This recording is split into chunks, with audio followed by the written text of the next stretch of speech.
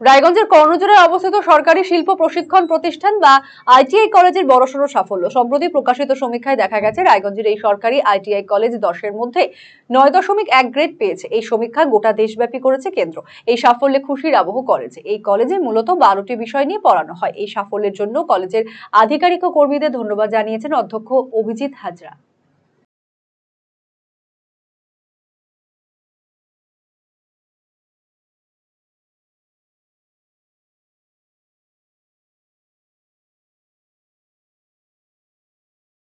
Recently হচ্ছে একটা সমীক্ষা প্রকাশিত হয়েছে যেখানে গ্রেডেশন 9.1, এটা হচ্ছে বেসিক্যালি সেন্ট্রাল দ্বারা সমীক্ষাটা করা হয় এবং এখানে এই কয়েকটা দিন আগে ফল প্রকাশ হয়েছে।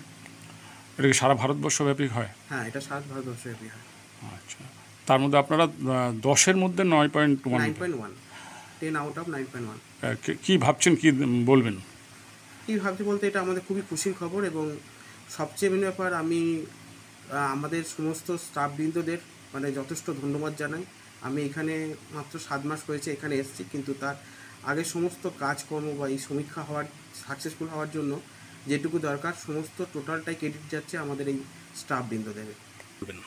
আমাদের সবারই খুব ভীষণ ভালো লাগছে এবং এই সাফল্য আমরা ধরে রাখতে পারি, এটা আমাদের আগামী দিনে প্রচেষ্টা থাকবে এবং আরও এগিয়ে যেতে পারি কিনা এটা আমাদের সাফল্যটাকে ধরে রাখার একটা দায়িত্বের মধ্যেই পড়ে এবং আমাদের সমস্ত যারা স্টাফ তাদের যে ঐকান্তিক প্রচেষ্টা এবং টিম আইটিআই রায়গঞ্জ তাকে সবসময় আমরা সবাই স্যালুট জানাই এবং এটা চলছে। আগামী দিনেও আশা করি টিম আইটিআই রায়গঞ্জ আরও এগিয়ে যাবে।